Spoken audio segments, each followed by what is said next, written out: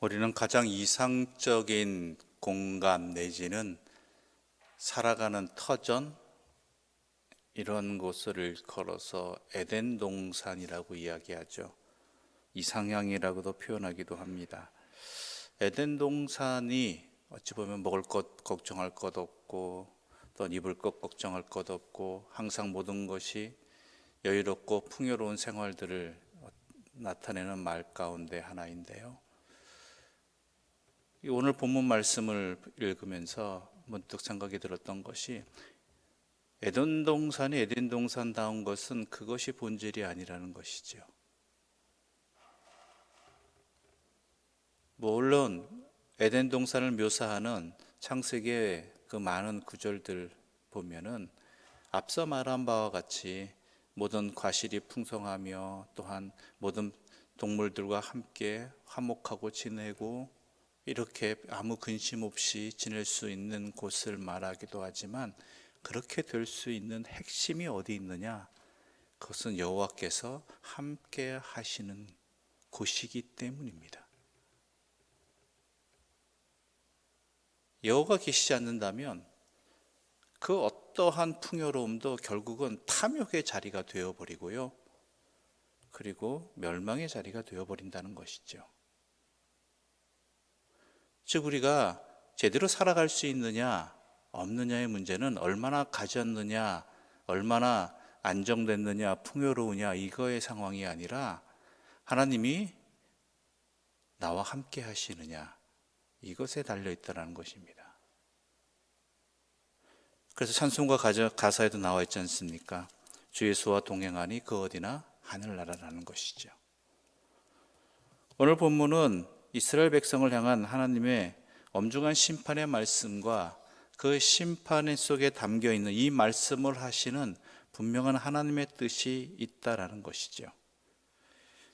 하나님께서는 여호와의 날을 말씀하고 계십니다. 여호와의 날이라는 것은 바로 하나님을 섬기고 하나님 말씀에 순종하는 자들에게는 기쁨의 날이지만, 그렇지 않고 하나님으로부터 떠난 자들에게는 심판의 날, 절망의 날이 되는 것입니다. 우리는 다시 오실 주님으로 인해 일어날 최후의 심판에 대해 막연한 두려움을 갖고 있습니다. 그런데 분명히 아셔야 될 것은, 하나님을 믿고 순종하는 자들에게는, 그 말씀에 순종한 사람들에게 그 최후의 심판은 영원한 기쁨이 회복되는 날이고, 그리고 이 땅의 수고에 대해 주님의 칭찬을 듣는 날입니다. 그렇지 아니하고 하나님을 불순종하고 거역한 백성들에게는 두렵고 떨리는 날일 뿐만 아니라 돌이킬 수 없는 날이 되어버리는 것이죠. 그러면서 분명히 말씀하십니다. 우리 3절 말씀 함께 읽어보겠습니다. 3절 말씀입니다. 불이 그들의 앞을 사르며 불꽃이 그들의 뒤를 태우니 그들의 예전의 땅은 에덴 동산 같았으나 그들의 나중의 땅은 황폐한 들 같으니 그것을 피한 자가 없도다. 예전의 땅은 에덴 동산 같았다고 되어 있습니다. 하나님께서 우리에게 허락해 주신 땅, 아니 하나님이 우리와 함께 하실 때 그것은 에덴 동산이 되는 것입니다. 사실 가나안 땅이 젖과 꿀이 흐르는 땅은 아닙니다. 그것은 어찌 보면은 주변 광야보단 좀 나았지 의외로 황폐한 땅입니다. 농사를 제대로 지을 수 있는 땅이 별로 없는 곳입니다. 애국같이 풍요롭지 못했고, 또한 차라리 그래서 이스라엘 백성들이 애굽이 나았다라고 이야기할 수 있는 그러한 땅이죠. 그런데 중요한 것은 그곳이 왜 젖과 꿀이 흐르는 땅이 되었느냐? 하나님이 함께 하시고 하나님이 인도하신 땅이기 때문입니다. 하나님의 이른 비와 늦은 비로 인해 그 땅의 백성들이 하나님의 자비로우심을 느낄 수 있도록 허락해 주셨기 때문이라는 것이죠. 그런데 그것을 놓쳐버린 이스라엘 백성들이 하나님을 떠났기에 그것은 황폐한 땅이 되어버릴 수밖에 없다라는 것입니다.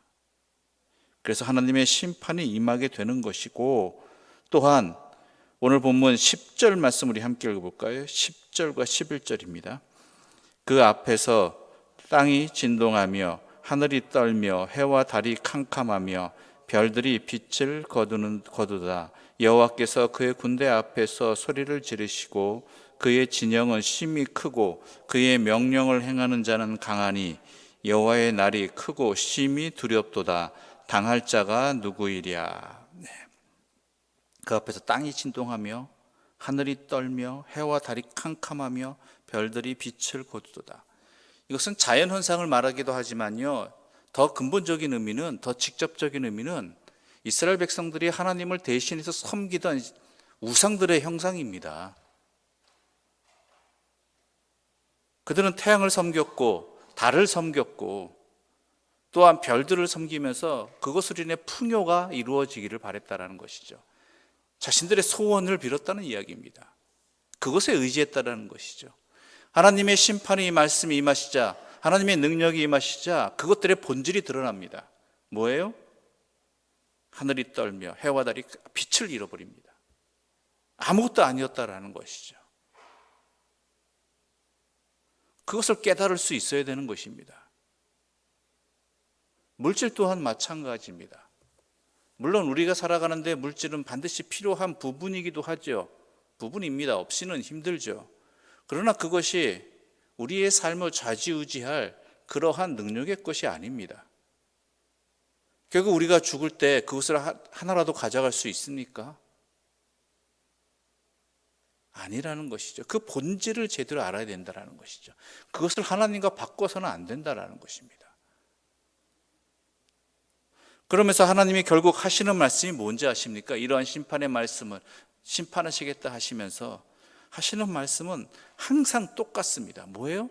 돌이켜라, 회개하라, 돌아오라.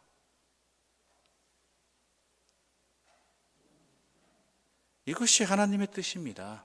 하나님이 원하시는 바이고 하나님이 간절히 우리를 통해 이루고자 하시는, 우리에게 행하라고 하시는 부분들이죠. 12절과 13절 말씀 함께 읽어보겠습니다. 12절과 13절입니다. 여호와의 말씀에 너희는 이제라도 금식하고 울며 애통하고 마음을 다하여 내게로 돌아오라 하셨나니 너희는 옷을 찢지 말고 마음을 찢고 너희 하나님 여호와께로 돌아올지어다. 그는 은혜로우시며 자비로우시며 노하기를 더디하시며 인애가 크시사 뜻을 돌이켜 재앙을 내리지 아니하시나니. 하나님의 말씀이 지금이라도 늦었다 말이지 이미 끝났다라고 얘기하지 말고 하나님이 심판하시겠다 말씀하셨을 때 이제라도 하나님 앞에 돌이켜라라는 것이죠. 울며 애통하며 금식하고 마음을 다하여 누구에게로 돌아오라? 하나님께로 돌아오라는 것입니다.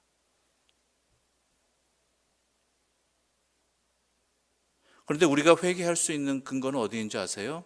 회개할 수 있는 은혜는, 능력은 우리가 마음을 돌이켜서 아니에요.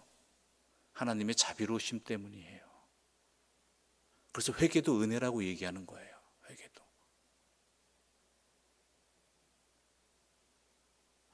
하나님이 은혜롭지 않으시고 자비롭지 않으시고 노하기를 더디하지 않으시면, 인내가 없으시면은 우리가 아무리 돌이키고 회개한다 할지라도 이건 아무 소용없는 일이 되어버리는 거예요.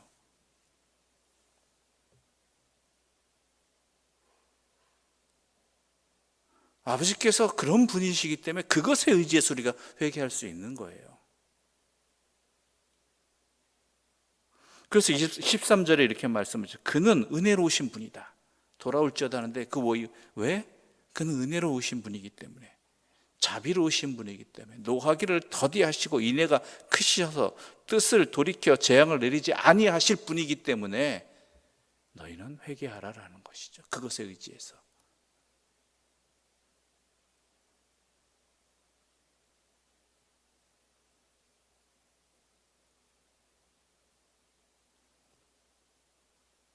그러면서 그 다음에 이어지는 회개에 대한 내용은 이와 같습니다. 15절부터 17절의 말씀 우리 함께 읽어보겠습니다. 너희는 시온에서 나팔을 불어 거룩한 금식일을 정하고 성회를 소집하라. 백성을 모아 그 모임을 거룩하게 하고 장로들을 모으며 어린이와 젖 먹이는 자를 모으며 신랑을 그 방에서 나오게 하며 신부도 그 신방에서 나오게 하고 여호와를 섬기는 제사장들은 낭실과 제단 사이에서 울며 이르기를 여호와여 주의 백성을 불쌍히 여기소서 주의 기업을 욕되게 하여 나라들로 그들을 관할하지 못하게 하옵소서 어찌하여 이방인들로 그들의 하나님이 어디 있느냐 말하게 하겠나이까 할지어다. 아멘. 회개하라고 하는데 거룩한 금식일을 정하고 성회를 소집하라고 하면서 백성을 모두 모아들이라고 이야기합니다. 장로들도 모으고 어린아이들도 모으고 하다못해 누구요? 젖 먹이는 자도 또 신랑도 신부도 이스라엘 지키는 규례 중에 하나가 그 규칙 중에 하나가 뭐냐면 신혼부부는 냅뒀어요. 군대도 안 끌고 갔어요. 결혼했을 때 1년인가 어느 정도 일정 기간 동안은 아무리 전쟁이 나도 신랑과 신부는 건들지 않았다라는 것이죠. 근데 오늘 보면 뭐라 그래요? 신랑을 그 방에서 나오고 신부도 그 신방에서 나오게 하라. 그 이야기는 뭡니까? 하나님 앞에 돌이켜야 할 백성들은 그 누구도 예외 없다라는 것입니다. 나는 아니다. 저 사람보다 낫다. 아니라는 거예요.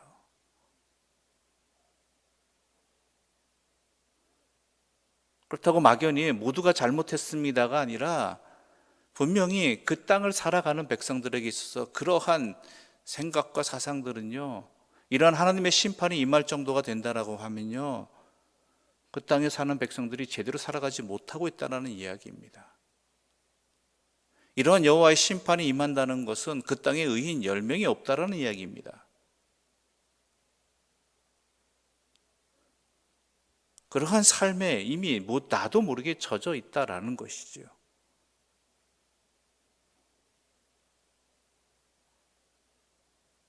그러므로 이러한 말씀 앞에서 먼저 내 자신을 돌아볼 수 있어야 하는 것이 그게 은혜입니다. 그게 지혜입니다. 하나님 말씀 앞에 그것을 내 자신을 돌아보지 아니한다면 그건 아무리 좋은 말씀도 소용이 없다라는 것이죠. 그런데 우리 하나님께서는 어떤 분입니까? 그 돌이키는 백성에게 기다렸다는 듯이 은혜를 주시는 분입니다. 그 땅을 회복시켜 주시는 분입니다. 어느 정도냐 하면 25절 말씀 함께 읽어볼까요? 25절입니다. 함께 읽겠습니다. 내가 전에 너희에게 보낸 큰 군대 곧 메뚜기와 느치와 황충과 팥중이가 먹은 횟수대로 너희에게 갚아주리니. 분명히 이스라엘 백성이 잘못해서 그 죄악에 대한 대가로서 하나님께서는 메뚜기와 느치와 황충과 팥중이를 보내서 그 땅을 황폐하게 했거든요. 잘못은 누구에게 있는 거예요? 이스라엘 백성에게 있단 말이에요. 그것마저도 갚아주겠다 내가 할 정도로 우리 하나님은 자비로우신 분이라는 것입니다.